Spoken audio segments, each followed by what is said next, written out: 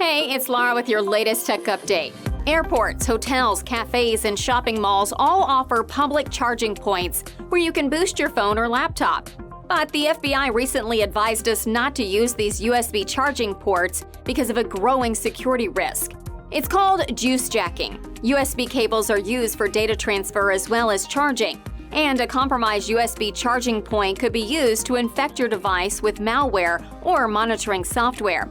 The tech used by crooks is getting smaller, cheaper, and easier, which means that less sophisticated criminals are using it.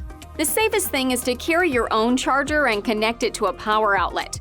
Or if you must use a public USB port, invest in a gadget called a USB data blocker. This prevents data being transferred, but the device will still charge.